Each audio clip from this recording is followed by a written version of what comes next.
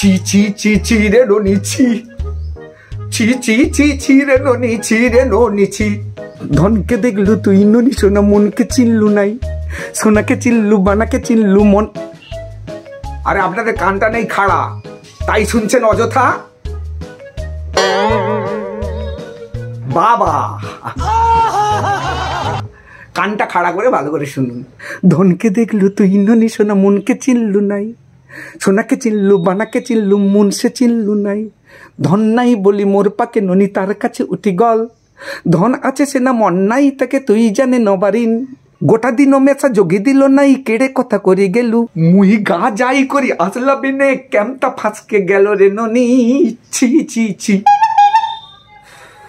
হ্যাঁ, মানে ননি তার নাগরটিকে ছেড়ে চলে গেছে বলে নাগরটি ছিছি করছে ননির রুচির, আর ননি অন্যদিকে গুরুত্ব বাড়াচ্ছে তার নিজের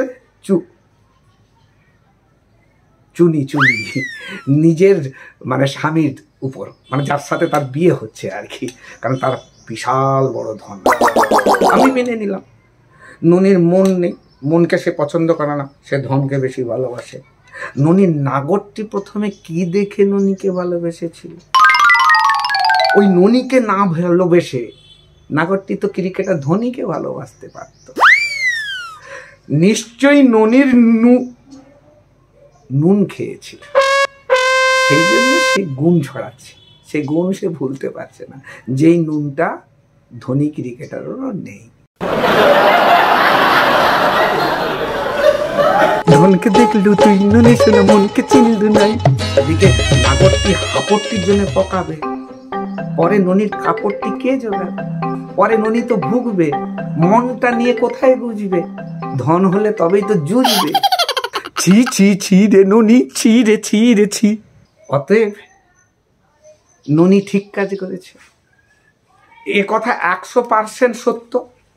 স্বামী স্ত্রীর সুখ থাকে তখনই মনে, যখন স্বামীর জোর থাকে ধনে। এই কথাটা যদি কেউ কোনো একটা মেয়ে মিথ্যে প্রমাণ করতে পারে, আমার যত ধন আছে আমি তাকে সব দিই। ধন নাই বলি মোর পাকে ননি, তার কাছে উঠি গল। আরে কি অবাস্তব কথা বলো তো, পারবি না অথচ ছাড়বি না? তোর ধন নেই যখন, যার ধন আছে তার কাছে যাক না। একটা কথা ভালো করে মনে রাখতে হবে, পুরুষ মানুষের খাতির, সেটা বউয়ের কাছে হোক আর শ্বশুর বাড়ির কাছে হোক, ওটা ধনের খাতির। চ্যালেঞ্জ করে বলছি, ওটা ধনেরই খাতির হয়। একটু বুঝিয়ে বলি, মনে করুন আপনি খুব পয়সাওয়ালা, এরকমটা ভেবে একটি মেয়েকে বিয়ে করেছেন। 7 দিনে জোরে শ্বশুর বাড়ি গেছে।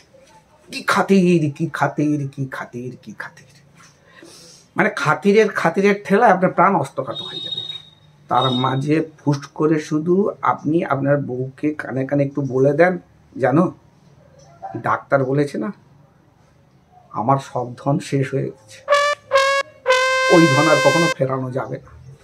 সাথে সাথে দেখবেন আপনার বউ একবারে বিদ্যুৎ বেগে দৌড়ে গিয়ে মাকে নিয়ে দরজা দিয়ে সিদ্ধান্ত নেবে ভুল করেছে বিয়ে দিয়ে।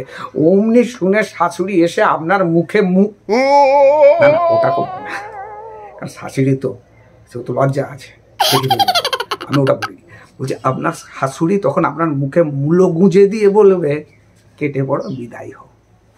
আপনি উনি ব্যাগ ট্যাগ গুছিয়ে বিদায় হওয়ার আগে বউকে বলবেন 1 মিনিট একটু কথা আছে। তাকে শুধু বলবেন ডাক্তার মিছিমিছি বলেছে আমার ধন যায়নি। দেখবেন তখন সাথে সাথে আবার খাতিরের মাত্রাটা দ্বিগুণ বেড়ে যাবে। অতএব শ্বশুর বাড়ির খাতির ধনের খাতির। দয়া করে এই ডাক্তারটিকে আবার আপনারা অন্য ডাক্তার ভাববেন না, ইনি সেই ধনের কথা বলেননি। এই ডাক্তারটি ছিল ওই মানুষটির বিজনেস পার্টনার।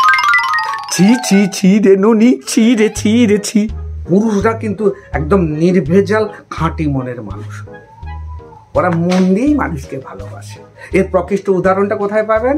একদম সোশ্যাল মিডিয়ায় যখন দেখবেন খোলামেলা কোনো নারীর নগ্ন দেহ, তার লাইক কমেন্ট শেয়ারগুলো একটু দেখবেন, দেখলেই বুঝতে পারবেন পুরুষরা শুধু মন দেখে নারীদের ভালোবাসে।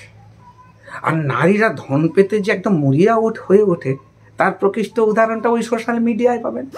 নারীরা ধনের উপর ভীষণ আকাঙ্ক্ষী, এবং ওই ধন পেতে ওরা জীবনে সর্বস্ব দিতে পারে।